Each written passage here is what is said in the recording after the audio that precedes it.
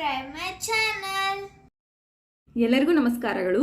ಇಂದಿನ ವಿಡಿಯೋದಲ್ಲಿ ನಾವು 5ನೇ ತರಗತಿಯ ಕನ್ನಡ ವಿಷಯದ ಭಾಗ 2ರಲ್ಲಿನ 8ನೇ ಪದ್ಯವಾದ ಭುವನೇಶ್ವರಿ ಎಂಬ ಪದ್ಯದ ಪ್ರಶ್ನೋತ್ತರಗಳನ್ನು ತಿಳಿಯೋಣ ಮಕ್ಕಳೇ. ಈ ಪದ್ಯವನ್ನು ಕವಿ ಬಿ.ವಿ. ಸತ್ಯನಾರಾಯಣ ರಾವ್ ಬರೆದಿದ್ದಾರೆ. ಕೃತಿಕಾರರ ಪರಿಚಯವನ್ನು ತಿಳಿಯೋಣ. ಕವಿಯ ಹೆಸರು ಬಿ.ವಿ. ಸತ್ಯನಾರಾಯಣ ರಾವ್. ಇವರ ಜನನ 1948. ಸ್ಥಳ ತುಮಕೂರು ಜಿಲ್ಲೆಯ ಶಿರಾ ತಾಲೂಕಿನ ಬುಕ್ಕ ಪಟ್ಟಣದವರು.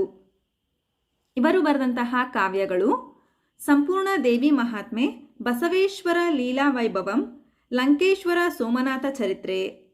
ಇವರು ಬರೆದಂತಹ ಕೃತಿಗಳು ಬಾಹುಬಲಿ ಚರಿತಂ, ಗಾಯತ್ರಿ ರಾಮಾಯಣ, ಸಿರಿಗನ್ನಡ ವೈಜಯಂತಿ, ಕನ್ನಡ ನಾಡ ಚರಿತ್ರೆ, ತತ್ವಭಾರತಿ, ಭಾವಗೀತಗಳು, ಶ್ರೀ ಶಿವಕುಮಾರ ಸ್ವಾಮಿ ಗುರುಚರಿತಂ, ಗುರುದತ್ತ ಚರಿತಂ ಇತ್ಯಾದಿ. ಅಭ್ಯಾಸದ ಪ್ರಶ್ನೆಗಳನ್ನು ನೋಡೋಣ ಮಕ್ಕಳೇ. ಮುಖ್ಯ ಪ್ರಶ್ನೆ, ಕೆಳಗಿನ ಪ್ರಶ್ನೆಗಳಿಗೆ ಉತ್ತರಿಸಿ. ಮೊದಲ ಪ್ರಶ್ನೆ, ಪಲ್ಲವರನ್ನು ಗೆದ್ದು ಮೆರೆದವರು ಯಾರು?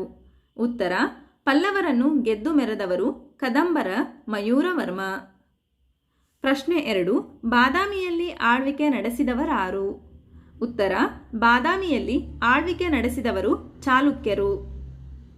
ಪ್ರಶ್ನೆ 3, ಯಾರ ಪತನದ ನಂತರ ವಿಜಯನಗರ ಬೆಳೆಯಿತು? ಉತ್ತರ, ಹೊಯ್ಸಳರ ಪತನದ ನಂತರ ವಿಜಯನಗರ ಬೆಳೆಯಿತು. ಪ್ರಶ್ನೆ 4, ಯುದ್ಧದಲ್ಲಿ ಆಂಗ್ಲರನ್ನು ಎದುರಿಸಿ ಗೆದ್ದವರು ಯಾರು? ಉತ್ತರ, ಕಿತ್ತೂರು ರಾಣಿ ಚೆನ್ನಮ್ಮಳು ಯುದ್ಧದಲ್ಲಿ ಆಂಗ್ಲರನ್ನು ಎದುರಿಸಿ ಗೆದ್ದಳು.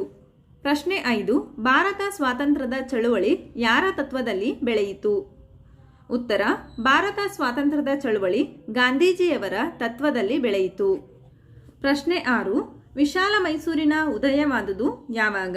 ಉತ್ತರ, ನವೆಂಬರ್ 1, 1956ರಂದು ವಿಶಾಲ ಮೈಸೂರಿನ ಉದಯವಾಯಿತು.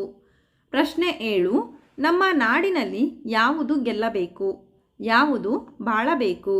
ಉತ್ತರ, ನಮ್ಮ ನಾಡಿನಲ್ಲಿ ಕನ್ನಡವು ಗೆಲ್ಲಬೇಕು, ಕನ್ನಡವು ಬಾಳಬೇಕು. ಮುಖ್ಯ ಪ್ರಶ್ನೆ, ಕೆಳಗಿನ ಪದ್ಯ ಭಾಗವನ್ನು ಪೂರ್ಣಗೊಳಿಸಿ ಹಾಗೂ ಕಂಠಪಾಠ ಮಾಡಿರಿ ಅಂತ ಕೊಟ್ಟಿದ್ದಾರೆ ಮಕ್ಕಳೇ. ನೀವು ಸಹ ಈ ಪದ್ಯದ ಭಾಗವನ್ನು ಪೂರ್ಣಗೊಳಿಸಿ ನಂತರ ಕಂಠಪಾಠ ಮಾಡಿ.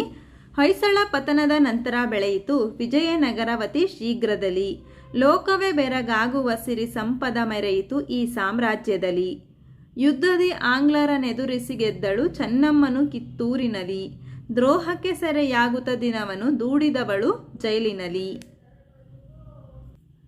ಹಿಂದೂ, ಮುಸ್ಲಿಂ, ಕ್ರೈಸ್ತ, ಜೈನ, ಬಸವೇಶ್ವರರ ಸಿರಿಪಂಥವಿದೆ, ಕೊಂಕಣಿ, ಉರ್ದು, ತುಳುವಿನ ಸಂಸ್ಕೃತಿ ಕನ್ನಡತನ ಜಲ ಚಿಮ್ಮುತ್ತಿದೆ, ಕನ್ನಡ ಗೆಲ್ಲಲಿ ಕನ್ನಡ ಬಾಳಲಿ ನಮ್ಮಿ ಕನ್ನಡ ನೆಲದಲ್ಲಿ, ಕನ್ನಡ ಕಲಿಯಿರಿ ಕನ್ನಡ ಪೋಷಿಸಿ ನಮ್ಮಯ ಕನ್ನಡ ನಾಡಿನಲಿ.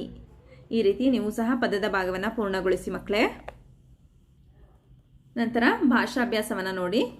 ಮುಖ್ಯ ಪ್ರಶ್ನೆ, ಕೊಟ್ಟಿರುವ ಪದಗಳನ್ನು ಸೂಚನೆಯಂತೆ ಬದಲಾಯಿಸಿ. ಆಡಿದಳು, ಇದನ್ನು ವರ್ತಮಾನ ಕಾಲಕ್ಕೆ ಬದಲಿಸಿ. ಆಡುತ್ತಿದ್ದಾಳೆ.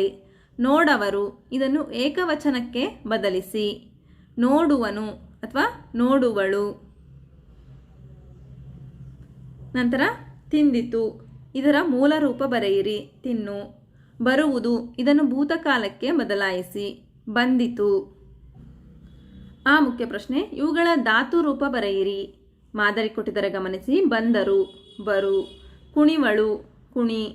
ಕುಡಿಯಿತು, ಕುಡಿ. ಬರೆವಳು, ಬರೆ. ಬಂದನು, ಬರು. ಹೋಗುವರು, ಹೋಗು. ಹಾಗಾದರೆ ಮಕ್ಕಳೇ, ಈ ಪದ್ಯದಲ್ಲಿ ಬರ್ತಕ್ಕಂತಹ ಎಲ್ಲ ಪ್ರಶ್ನೆಗಳಿಗೆ ನಿಮಗೆ ಉತ್ತರ ಲಭಿಸಿದೆ ಅಂತ ನಾನು ಭಾವಿಸ್ತಾ ಇದ್ದೀನಿ. ಧನ್ಯವಾದಗಳು.